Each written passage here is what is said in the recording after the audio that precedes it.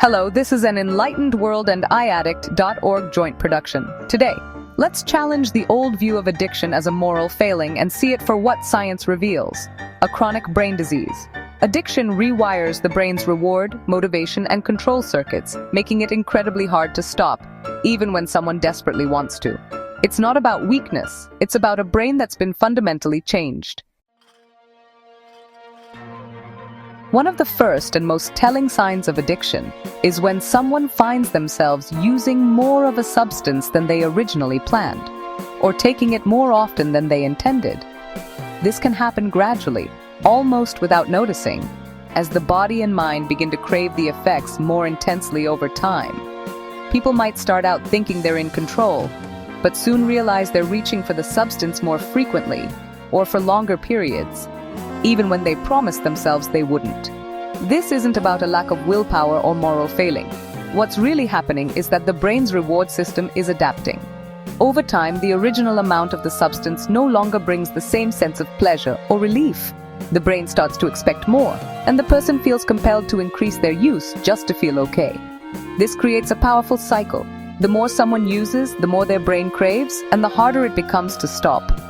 Eventually, using the substance isn't about feeling good anymore. It's about avoiding feeling bad or just trying to feel normal. The brain starts to treat the substance as if it's essential for survival, putting it on the same level as food or water. This is why cravings can feel so overwhelming and impossible to ignore. What began as a choice slowly transforms into a compulsion, driven by deep changes in the brain's chemistry and structure. The person may feel trapped, unable to break free even when they desperately want to. That's why people struggling with addiction often break their own promises. They're not just fighting habits, but powerful biological forces within themselves. Many people living with addiction deeply want to quit, hoping for a fresh start and a healthier life. They often make promises to themselves and their loved ones, determined to break free from the cycle. But despite their best intentions and repeated efforts, they find themselves unable to stop. Each attempt to quit is met with powerful cravings and overwhelming urges, making it feel like an impossible battle. The brain's control center, the prefrontal cortex, becomes weakened by addiction, making it extremely difficult to resist cravings or make rational decisions. The reward center of the brain overpowers logic and self-control. It's as if the rational, thoughtful part of the brain is locked out, while the impulsive, emotional part takes over, driving behavior that feels out of control. This struggle isn't about lacking willpower or moral strength.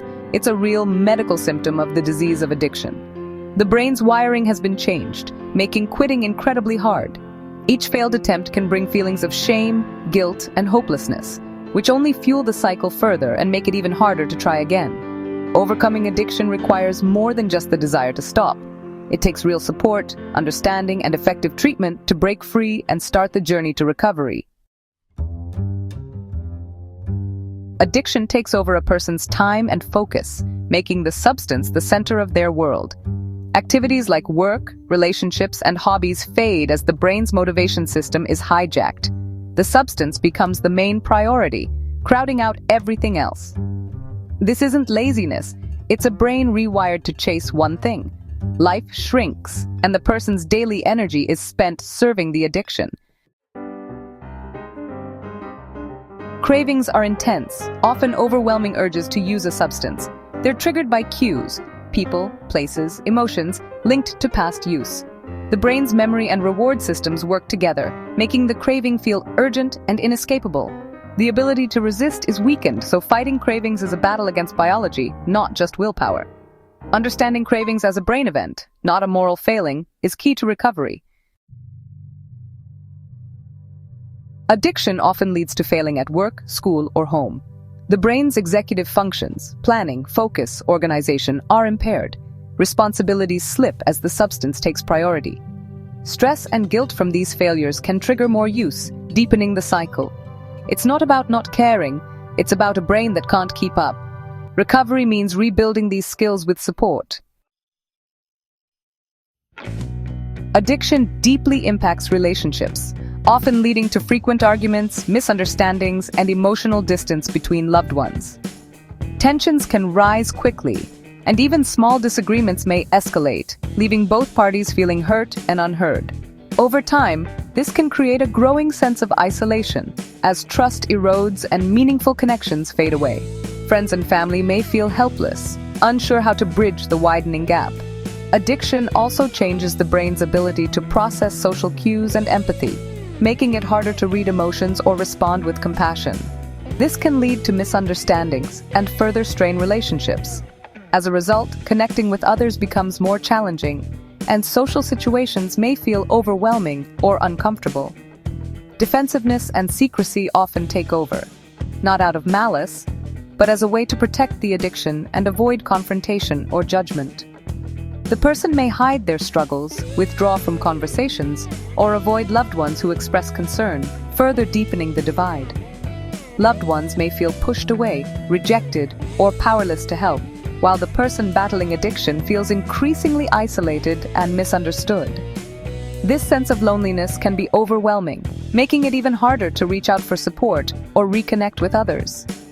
In many cases, this isolation drives more substance use, creating a painful cycle that is difficult to break without help. Healing relationships requires addressing the brain changes at the root of addiction and rebuilding trust through patience, empathy, and professional support.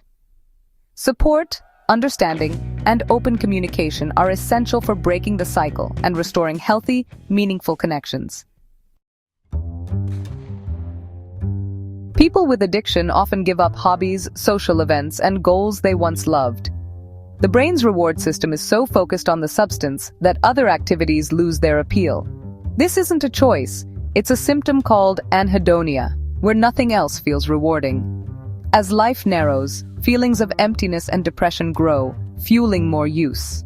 Recovery means rediscovering joy in life beyond the substance. Addiction can lead to using substances in dangerous situations, like driving or operating heavy machinery, or even while at work. The brain's risk assessment is impaired, so important warnings are often ignored. The urge to use substances overrides concern for safety, creating very real danger. This isn't just reckless disregard, it's a brain unable to weigh risks properly. Recognizing this helps us better understand the life or death stakes of addiction. One of the most baffling signs of addiction is using despite knowing it's causing harm. People may keep drinking with liver disease or using drugs despite anxiety or pain. The drive to use overpowers even the instinct for self-preservation. The brain's reward system signals that the substance is essential, even as it destroys health. Knowledge of harm isn't enough to stop. The compulsion is stronger. This isn't self-destruction. It's a brain disease in control. Real change requires more than information. It needs treatment and support. Tolerance means needing more of a substance to get the same effect. The brain adapts by reducing its response, so the original dose stops working. This leads to escalating use, increasing the risk of harm and overdose. Tolerance is a clear sign the brain is being changed by the substance. It's not strength, it's a warning sign of deepening addiction. Withdrawal happens when someone dependent on a substance stops using. The brain, now used to the drug, struggles to function without it, causing intense symptoms. These can be physical, like tremors or seizures, or emotional, like anxiety and depression. The misery of withdrawal often drives people to use again, just to feel normal. This is negative reinforcement. The person isn't chasing a high, but escaping pain. Overcoming withdrawal is one of the toughest parts of recovery, and it often requires medical help. Addiction is a brain disease, not a moral failing. Recovery is possible with the right treatment and support. Evidence-based therapies and medications can help the brain heal. Millions have reclaimed their lives and relationships through recovery. If you or someone you love is struggling, you're not alone. Help is available. Every step forward is a victory on the journey to healing. There is hope, and recovery is possible.